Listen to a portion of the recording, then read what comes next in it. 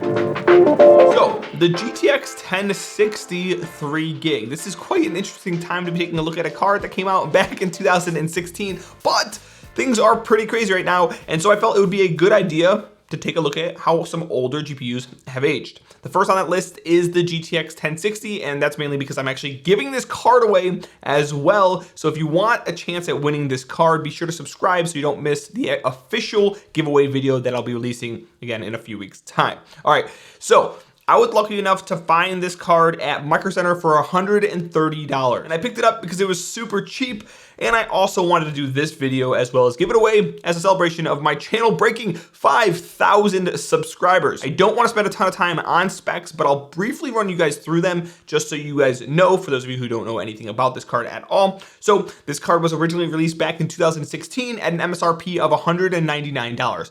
That's crazy. A 60 series card for $199? That would be cool, wouldn't it?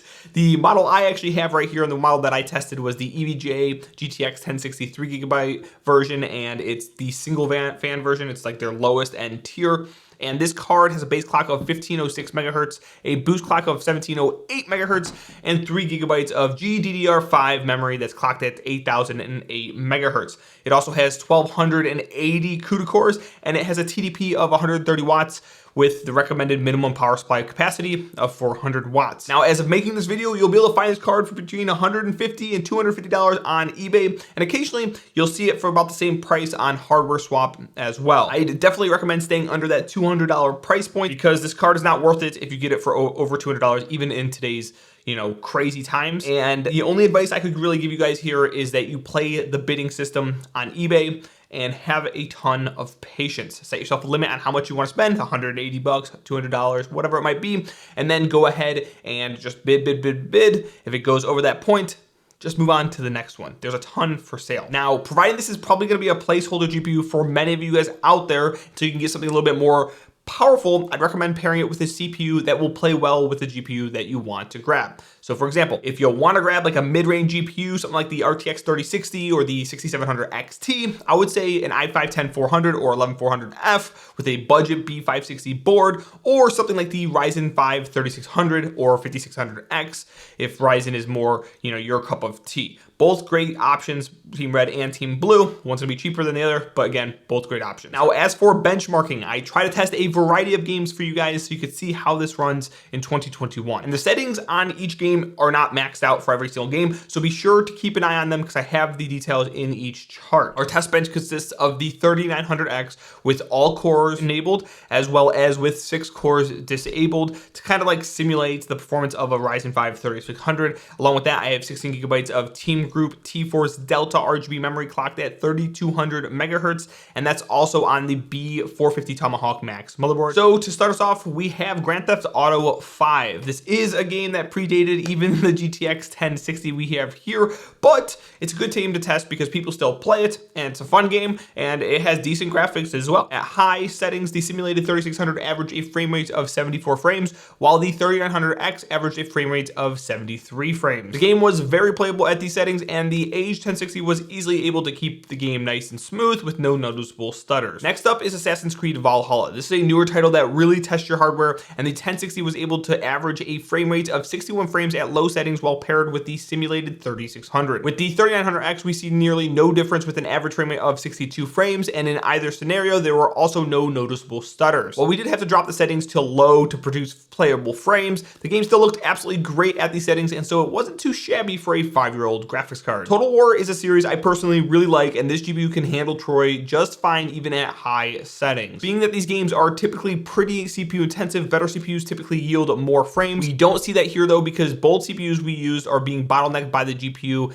and that's a trend that we will continue to see throughout the rest of these benchmarks. While paired with the simulated 3600, the 1060 averaged a frame rate of 73 frames. This test was nearly mimicked using the 3900X, where the 1060 averaged a frame rate of 72 frames. Next up is Sniper Elite 4. This is a highly optimized DX12 title, and even with being optimized for more cores, we don't really feel it here. While paired with the simulated 3600, the 1060 at ultra settings averaged a frame rate of 82 frames, and while paired with the 3900X, we only see a small bump up to an average of 84 frames. The game is very playable, but again, the 12-core CPU doesn't flex much at all with this graphics card. I then tested out Hitman 2, and even though the 1060 is limited in some settings due to the VRAM's constraints, it still did pretty well in this title with all settings that were allowed to be maxed out. While paired with the simulated 3600, we saw an average frame rate of 65 frames, and while paired with the 3900X, we saw an average frame rate of 66 frames. Fortnite was next up on the chopping block, and the 1060 couldn't really push decent frames in this esports title until I dropped the settings down to medium with the shadows turned off. While paired with the simulated 3600, we saw an average frame rate of 171 frames,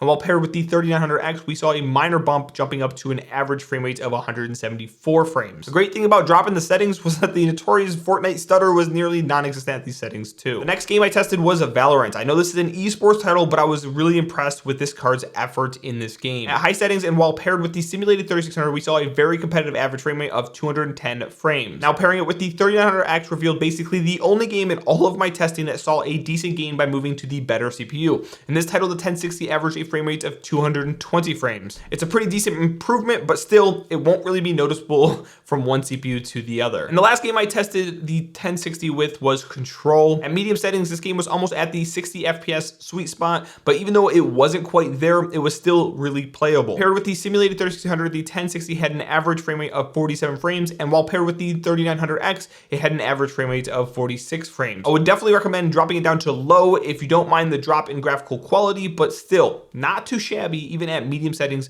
for this 5-year-old card. And so for under $200 in today's GPU market, I think this is a solid option for any of you guys who need a placeholder GPU to get you by until you either win the Newegg shuffle or the prices and inventory on the new stuff finally stabilize. Of course, you're going to have patience, and I highly recommend that you don't overpay for this card or any other older models out there. Also, don't get the 6 gig model of this card. Yes, it is a little bit better in performance than this one right here. However, that card can still mine Ethereum, and so the price on it is a lot higher than this card. Yes, this card's price is also super high compared to where it should be, but it's not too shabby for, you know, the performance that you're actually getting in today's GPU market. Anyway, let me know what you guys think of its performance here in 2021 down in the comments below. And don't forget, in a few weeks time, I'm giving this exact card away, so be sure to subscribe so you don't miss out on that video. Thanks so much for watching, and I'll see you guys in the next one.